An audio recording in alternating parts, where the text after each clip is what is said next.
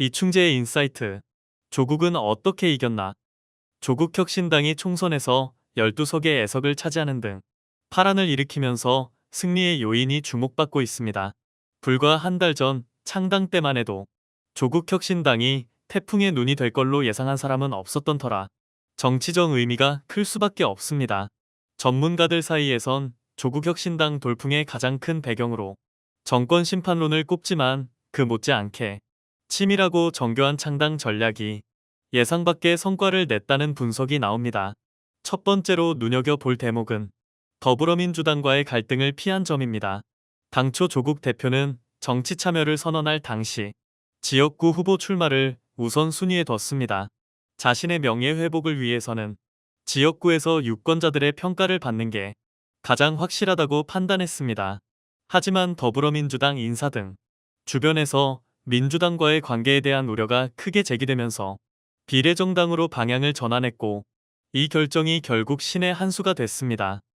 비례정당으로 방향 전환, 결국 신의 한 수. 전문가들은 만약 조 대표가 지역구에서 후보를 냈다면 민주당과 공멸할 우려가 컸다고 분석합니다.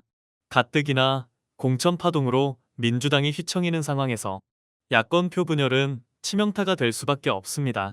민주당과 조국혁신당 간의 갈등이 진보 진영의 무력감을 키워 무더기 선거 포기로 이어질 가능성도 컸습니다.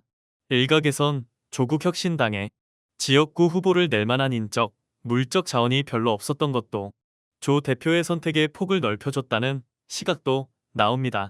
둘째는 조 대표의 배수진 전략입니다. 그는 자신의 치명적 약점인 공정과 상식에 대한 국민적 의문과 거부감을 순순히 인정했습니다. 기회 있을 때마다 사과를 하고 고개를 숙였습니다. 대법원 확정 판결이 나오면 응당 감옥에 갈 것이라는 언급도 빼놓지 않았습니다. 창당이나 총선 출마가 사법적 리스크를 줄이기 위한 방탄이 아니다라는 점을 거듭 강조하면서 진정성을 이끌어냈다는 분석이 많습니다.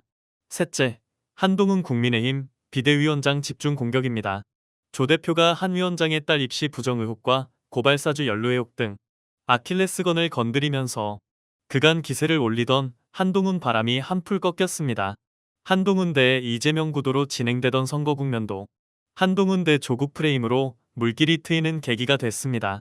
조 대표가 한 위원장을 향해 부산 사투리로 느그들 쫄았제라고 던진 말은 이번 총선에서 단연 화제가 됐습니다. 넷째는 부산을 정치적 무대로 삼은 점입니다. 조 대표는 총선 캠페인의 전 과정을 자신의 고향인 부산을 중심으로 진행했습니다. 지난 2월 창당 선언을 부산에서 했고 선거 운동도 부산에서 시작했습니다. 지난 4월 5일 사전투표도 부산에서 행사했습니다. 이런 전략은 부산에서도 조국혁신당 비례 후보 지지표가 적잖게 나오는데 기여했습니다.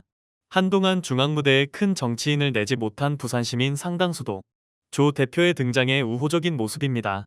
이번 총선을 계기로 부산은 향후 조 대표의 든든한 정치적 기반이 될 가능성이 커졌습니다. 조 대표는 총선 승리로 단박에 대선 후보군 반열에 오르게 됐습니다.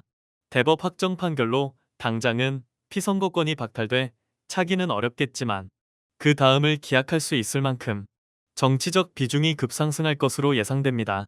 총선 후 정치적 상황이 급변해 사면을 받는 상황이 온다면 차기 대선 구도에 일대 격변이 올 가능성도 배제할 수 없습니다. 진보 진영으로선 이재명 더불어민주당 대표에 이어 조국이라는 걸출한 대선 후보를 얻은 게 또 다른 소득인 셈입니다.